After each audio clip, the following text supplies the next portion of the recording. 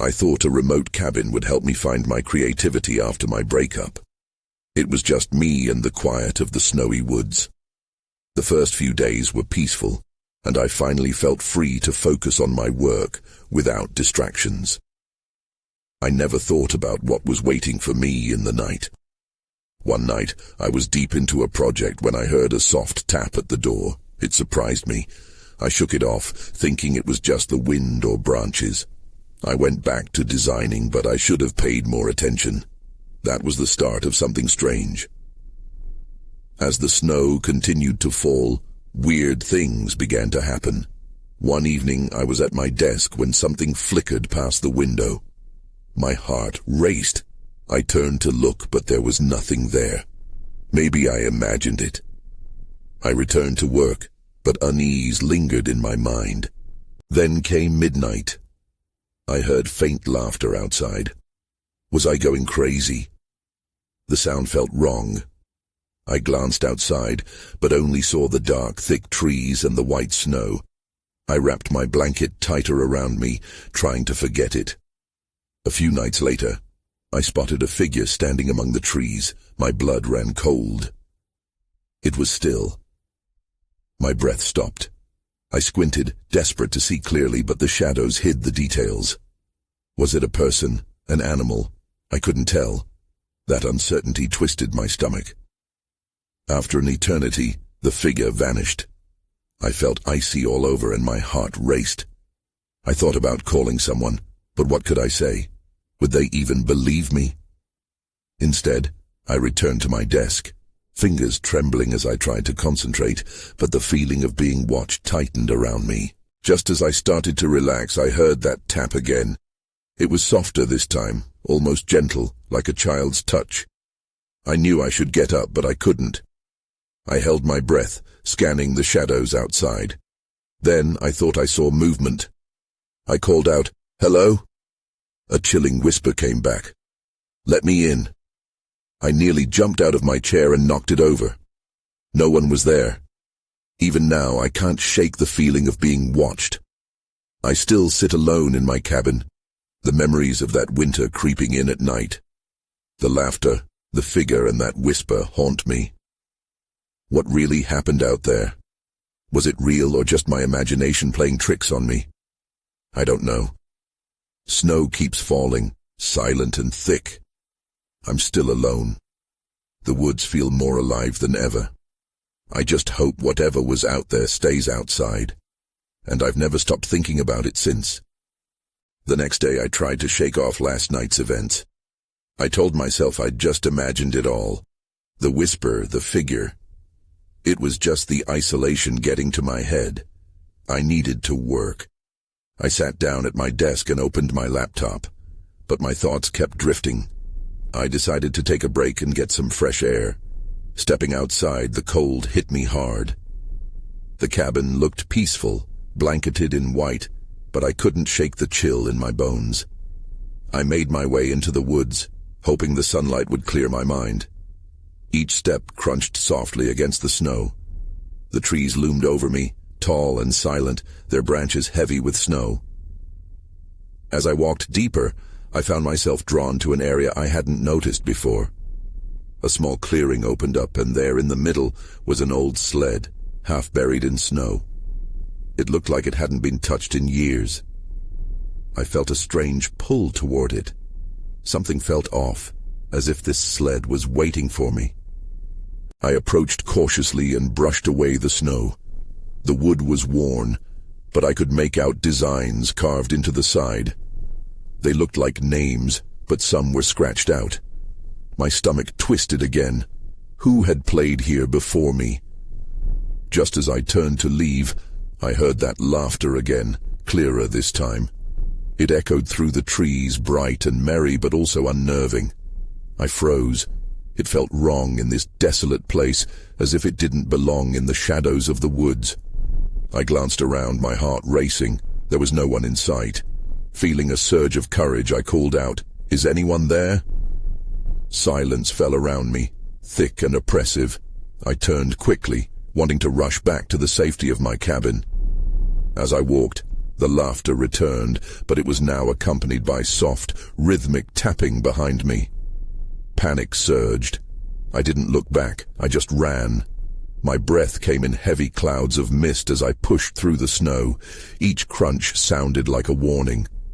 When I burst through the door of the cabin, I slammed it shut and locked it tight. I leaned against the wood, trying to catch my breath, the laughter still echoing in my mind. It felt like the walls were whispering secrets I didn't want to hear. I wanted to drown it all out, to focus on my work again. But I could still hear that tapping. It was persistent now, like fingers drumming against the wood. I hesitated, my heart hammering. I thought about calling someone, but I didn't even know what to tell them.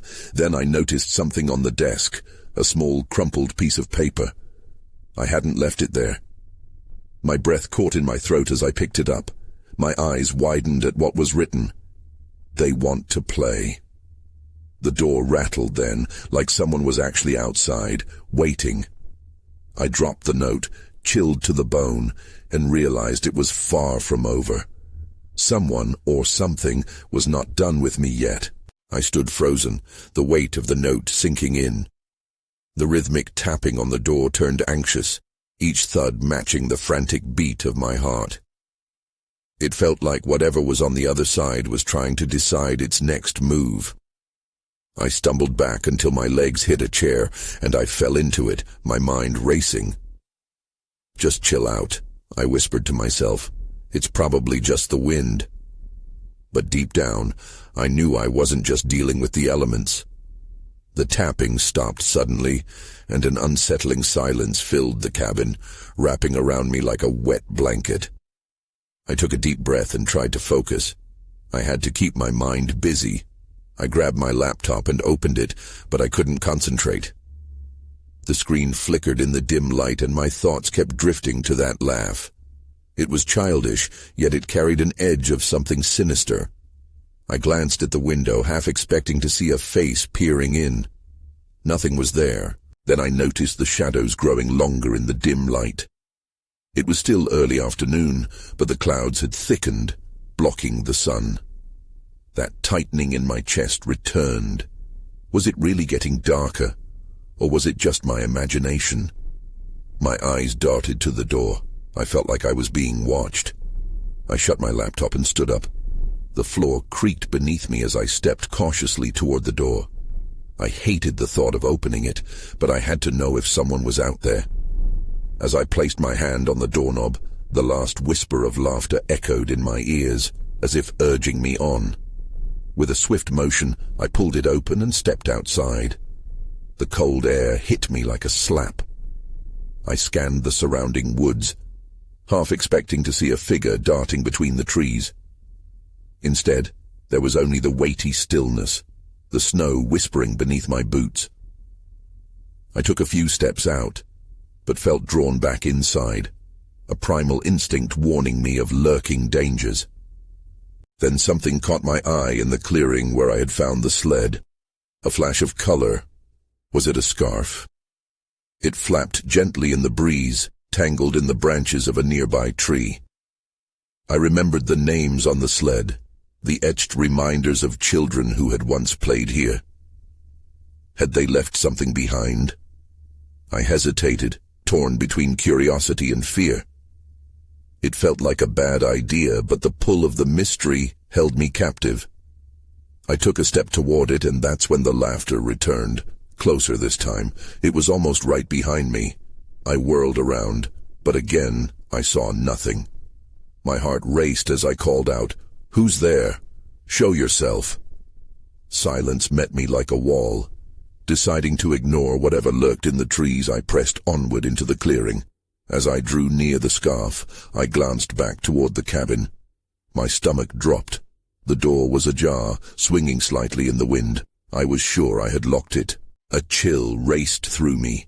I turned to sprint back, but as I did, the laughter erupted again, this time mingled with a voice whispering, "Come play with us."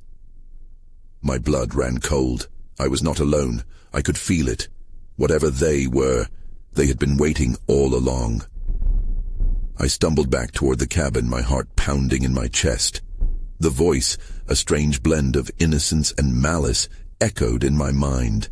I peered over my shoulder, every instinct screaming at me to run, but a part of me needed to know. I turned slowly, scanning the trees, searching for the source of that haunting laughter. Nothing. Just the sway of branches and the whisper of the wind. I shook my head, trying to clear the fog of fear.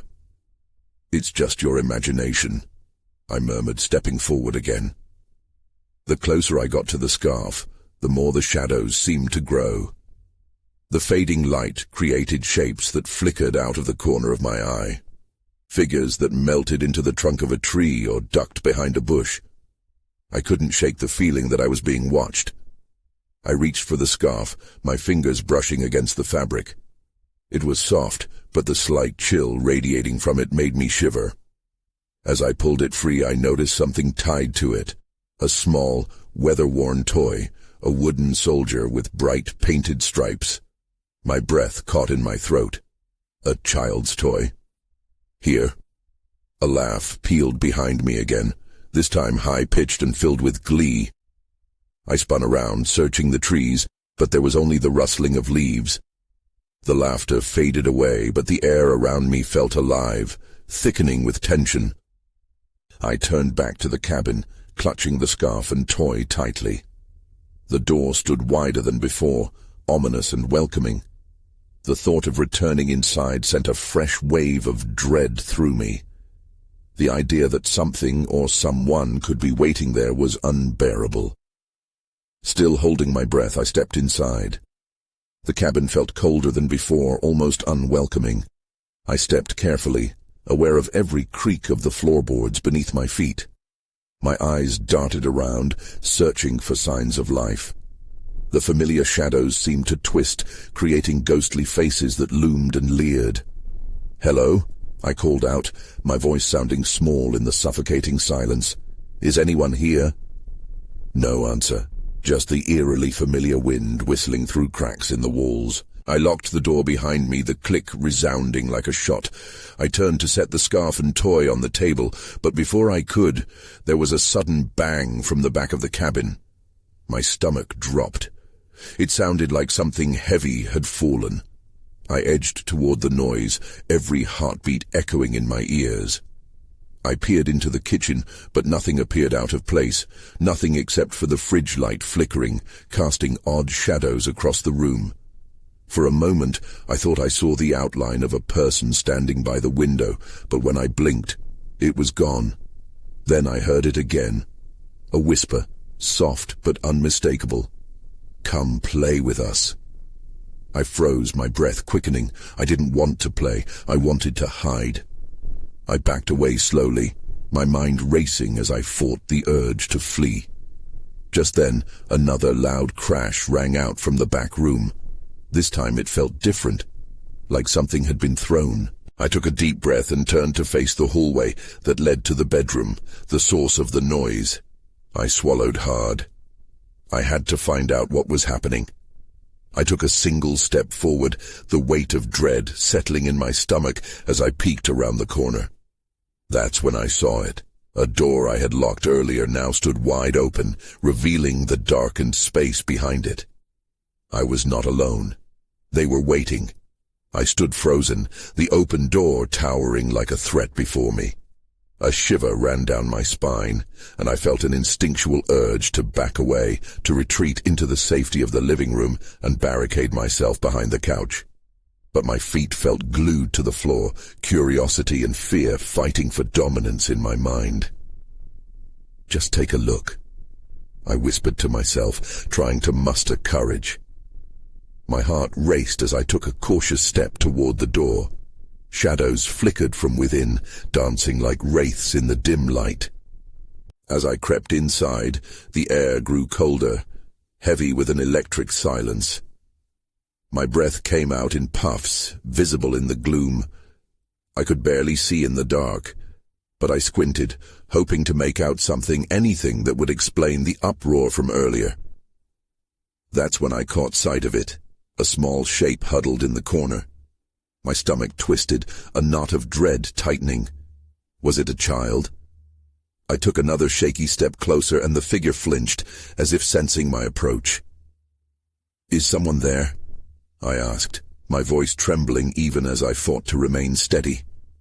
No response, just the cold silence, and the shadows creeping closer as I edged forward. Suddenly the figure moved, but it wasn't a child, not really.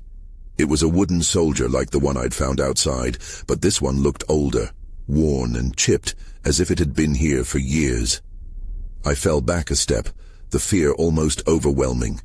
It was just a toy, but it felt like it was part of something bigger, something sinister. The laughter returned, again high and bubbling, echoing off the walls of the cabin. Panic kicked in. I spun around and bolted for the door, desperately trying to put distance between myself and that laughter. But as I reached the threshold, I felt something cold grip my wrist. I turned back in horror. The soldier was gone, but in its place stood a pale figure. A child. I wasn't sure. Its features were too blurred, too indistinct. Its eyes gleamed with a mixture of mischief and something darker. "Why do you want to leave?" it said, its voice like ice. "We just want to play." I yanked my arm away, adrenaline coursing through my veins. The cabin felt smaller, the walls closing in as I darted out of the bedroom. I stumbled back into the living room, nearly tripping on the rug. The energy shifted, buzzing with a chill. I reached for the door, praying for safety outside. I fumbled with the lock, hands shaking. A chill crept up my back, and then I heard a whisper right beside my ear, "You can't leave yet." Terror ignited in me.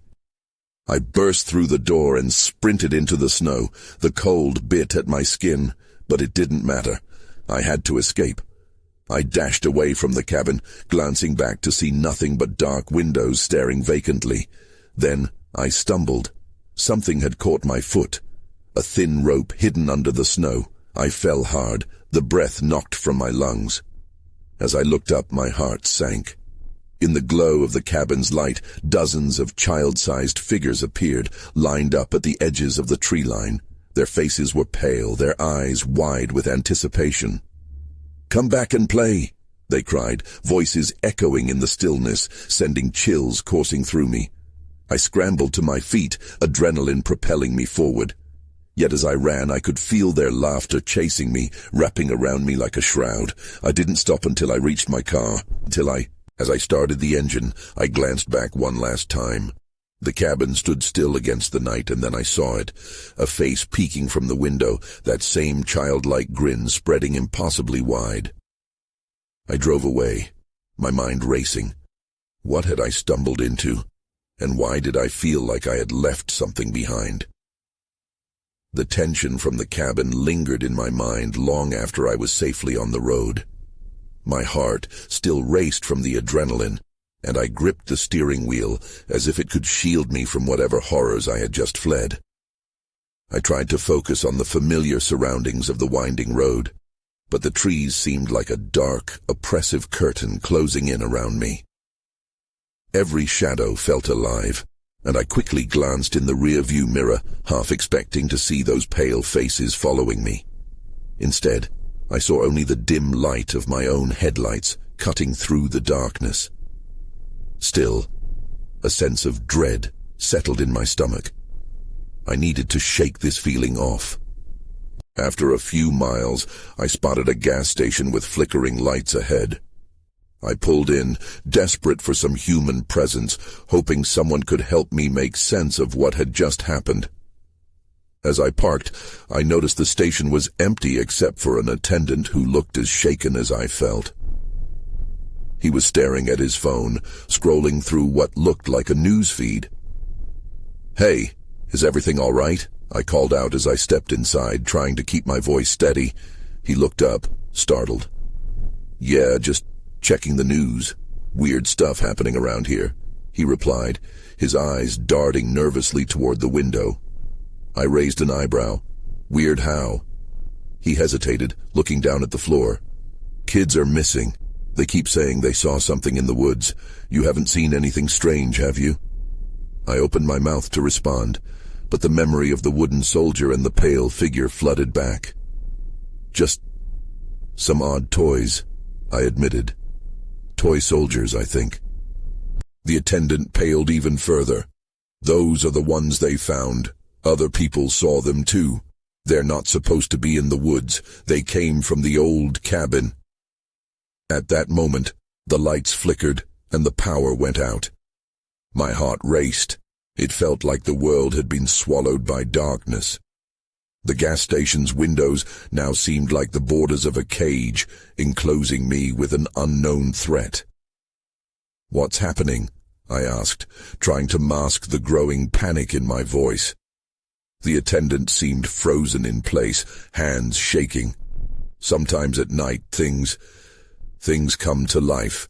They can mimic what children play with, if there's a storm or a full moon. Before he could finish, I heard a soft tapping on the glass. I turned to see one of the child figures from the cabin standing just outside. Its eyes were wide, and it was holding a toy soldier. "Come out and play," it whispered, the sound barely above a breath. I felt a rush of ice run through my veins as it smiled, that same eerie grin from before spreading across its face.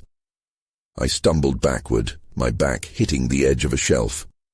The attendant shattered my trance, shouting, "Get away from there!" With a surge of adrenaline, I bolted for the door, heart pounding and panic clawing up my throat. I didn't want to be in that station any longer. A part of me wondered why I was so compelled to flee, but I didn't want to linger to find out. I jumped in my car and slammed the door shut, locking it instinctively. As I started the engine again, I glanced back, expecting to see darkness or nothing at all. But the figure was gone. I sped off, but I knew I couldn't shake the feeling that it wasn't over. The whispers followed me like a cruel echo, and I realized I hadn't just escaped.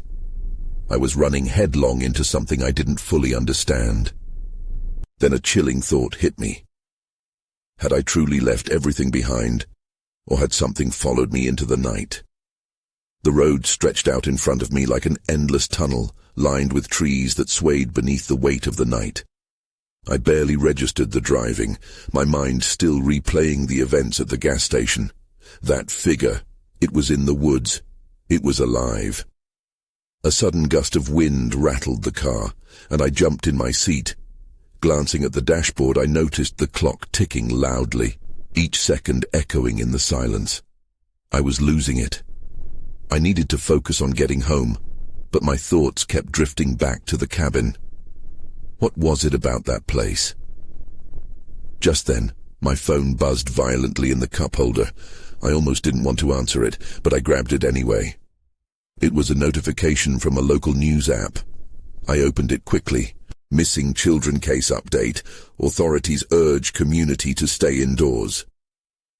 My stomach twisted tighter. They were looking for the kids who had vanished. Then, below the main headline, I noticed a detail that sent chills shooting up my spine. Reports of strange figures seen near the woods. I shoved the phone back into the cup holder and looked up just in time to see a shadow dart across the road ahead. My heart leaped. I slammed on the brakes. The tires screeched against the asphalt as I fought to regain control. When I finally stopped, I stared out into the dark, waiting for something, anything to happen. Moments passed, and then I saw it again. A swift movement, a small figure, darting between the trees. My body tensed. It had to be my imagination. But what if it wasn't? With my pulse racing and dread settling deep in my chest, I chose to keep moving. I pressed down on the accelerator, anxious to put distance between myself and whatever I'd just seen. But the unease lingered, heavy and palpable. When I finally reached my neighborhood, familiar sights offered no comfort. The streetlights buzzed ominously, shadows creeping around their bases. I pulled into my driveway and turned off the engine, but I couldn't shake the sensation that someone was watching me. I took a deep breath before stepping out of the car. The silence was unnerving. I quickly made my way to the front door, hugging my keys tightly. Just as I reached for the doorknob, a noise broke the stillness. Soft laughter. The sound sent a jolt of panic coursing through me. "Hello?" I called out, my voice shaky and uncertain. No response. I pushed the door open, stepping inside and locking it behind me. The lights were dim, casting shadows that flickered against the walls. It felt wrong. Instinctively, I felt for the phone. I needed to call someone. Anyone.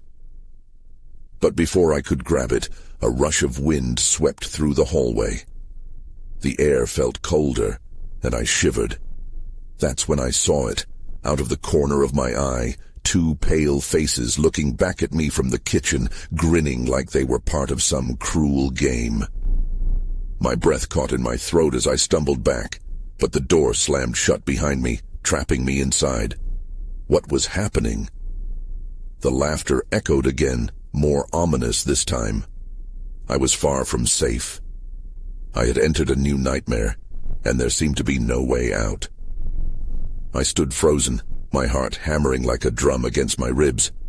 The two faces were still there, their smiles wide and unsettling. Fear coursed through me, but I fought against it. I couldn't let them see me panic. "Who are you?" I called, trying to sound braver than I felt.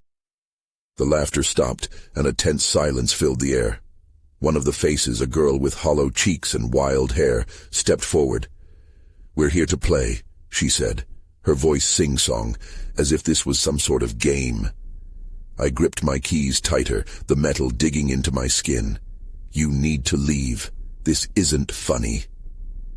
The boy beside her giggled, a sound that grated on my nerves. "You just have to play with us, and then we'll let you go," he said, his eyes sparkling with a mischief that sent chills down my spine. Play? What kind of game were they talking about? I couldn't bear the thought of engaging with whatever this was. I needed to escape. Then, without warning, a shadow flickered behind them, momentarily darkening the kitchen doorway. I squinted, but whatever it was vanished just as quickly as it appeared. My breath hitched. Something wasn't right. "Stop it!" I shouted, my voice cracking. The children's laughter resumed, now maddeningly close, echoing off the walls. I bolted for the living room, adrenaline propelling me forward. I wanted to grab my phone, call for help, but I had to get away from those faces. As I reached the living room, I glanced back, and they were right behind me, their footsteps eerily light. I needed a plan. I quickly scanned the room. There had to be something I could use. That's when I noticed the open window on the far side of the room. The night air rushed in, chilling the room, but it also offered a way out. I dashed toward it, determined to escape, until I heard a soft thud behind me. Turning slowly, dread pooling in my stomach, I saw the girl standing in the doorway, her smile widening. "You can't leave. The game hasn't started yet." My mind raced. How could I get out? My options dwindled as the boy appeared next to her, blocking the path to the front door. They were closing in. "Let me go!" I yelled, trying to sound authoritative, but the words came out more desperate than I intended. They merely laughed, the sound chilling me to the bone. Everything felt like a trap, and I was the prey. I was about to lose my grip on reality. With no other choice, I made a split-second decision. I turned and bolted toward the kitchen, searching for something, anything that could help me. I reached the pantry and yanked the door open, scanning the shelves for a weapon. My fingers brushed against something cold and metallic. In that moment I found it, the heavy old frying pan. I pulled it out and turned to face them. Ready or not, I had to fight for my escape. But just as I stepped forward, darkness swirled around me. The lights flickered and everything went black.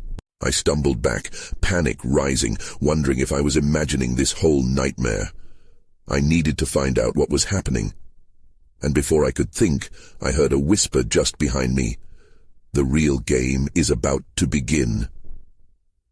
I blinked, disoriented. The darkness swallowed the room, and it felt like I was suspended in some twisted limbo. My heart raced. The laughter of the children faded.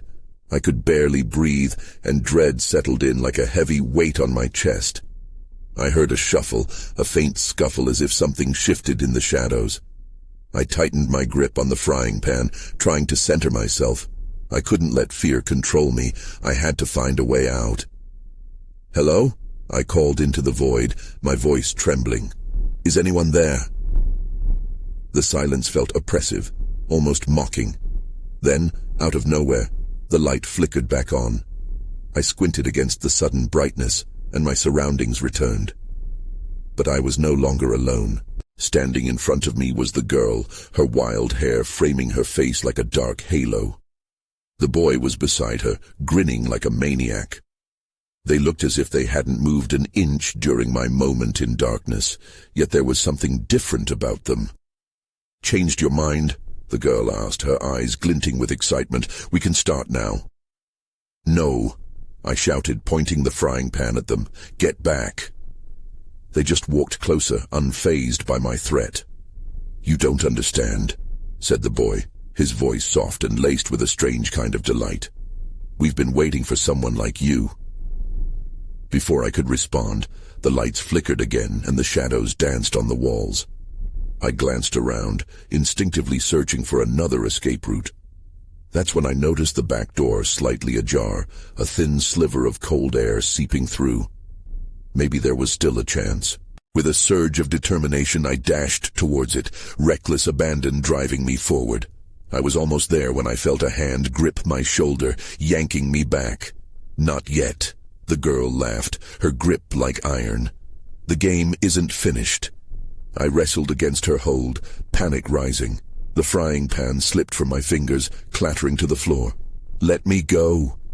The boy stepped forward, his face serious now. "You need to listen. This is about more than just you." "What do you mean?" I was breathless, fear mingling with a flicker of curiosity. "It's about the others," he said, his gaze locking onto mine. "You're the last one. If you don't play, they can't leave." "Who are they?" I whispered, chilled to the bone. Suddenly the house surged with a cold gust of wind, slamming the back door wide open. I caught a glimpse of a figure shrouded in darkness standing outside, watching me. My breath hitched. "Look!" I shouted, but when I turned back, the children were gone, leaving only silence and a sense of dread lingering in the air. I stumbled back, trying to catch my breath, the weight of their words heavy on my mind. I had to know what they meant about the others. Then the power went out again, and shadows in the corners of the room seemed to thicken. I was not alone. Someone was in the house. I could feel it. "Who's there?" I whispered, my voice quavering. But there was no answer. Only the echo of laughter, distant yet close enough to send my heart racing again. I clutched the edge of the counter, squeezing my eyes shut to shut out the rising wave of panic. The darkness felt alive, swirling around me as though it contained whispers and shadows that spoke of deceptions and deceit. I took a deep breath, trying to steady myself, but the lingering laughter brushed against the edges of my sanity. "Stay calm," I told myself firmly. "You've escaped before." But the house felt different now, its very structure vibrating with a heavy energy. Heart pounding, I forced myself to start moving. I needed to find a way out. There had to be an escape.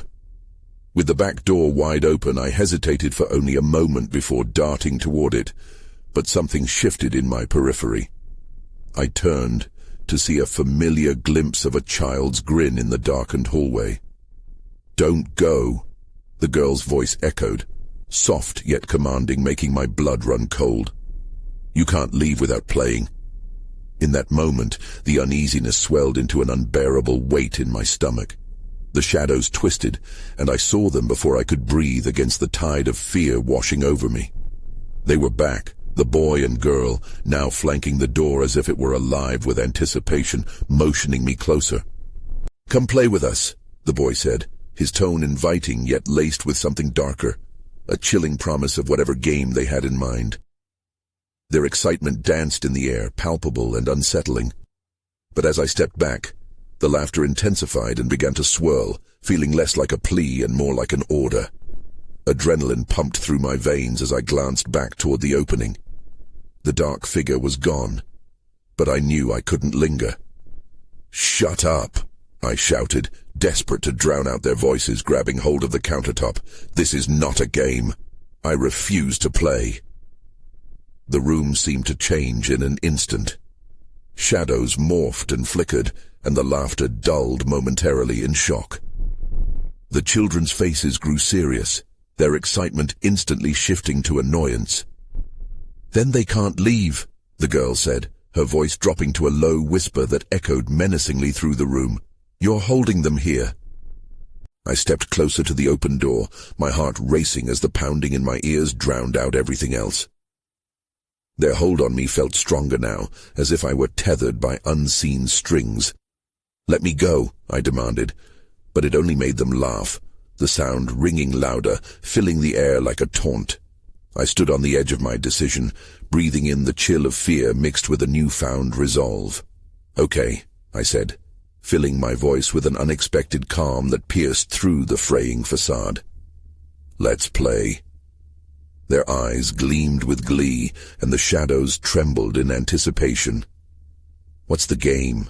I asked, hoping against hope that this concession would lead to my escape.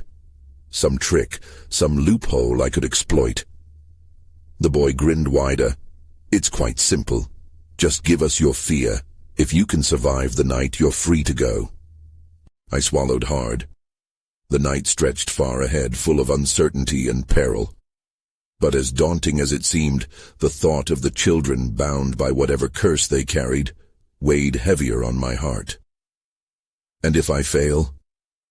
"Then you stay forever," the girl said, her voice laced with a haunting joy. "Just like us." In that moment, clarity washed over me. Whatever power held those children captive also wanted me, but if I could survive, maybe I could release them into the night. More importantly, I could escape the vicious grasp binding us to this place.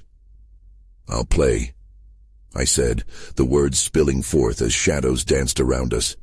They clapped, ecstatic and chaotic. "Let the game begin," they shrieked, bodies swirling into laughter and blurring into the dark. The world spun violently as everything around me morphed into chaos. This was my chance, a gamble against unseen horrors. But as I stumbled through the chaotic darkness of the kitchen, I couldn't shake the lingering sense of dread. A part of me questioned the wisdom in playing along. Shadows flickered at the edge of my vision. Were they friends, foes, or something else entirely? Outside, the howling wind picked up intensity, blurring the boundary between reality and imagination. As I stood rooted in uncertainty, I was aware that unanswered questions lingered, even amid the madness. Did I truly have the power to release them? Or were we bound together in this twisted game? All I knew was that I was in deeper than I could handle, and whatever awaited me would not be easily defined as supernatural or a trick of my mind. As I took a deep breath, resolved to play, I could still hear their whispers, laughing around me, promising everything and nothing. Perhaps some fates are too tangled to escape,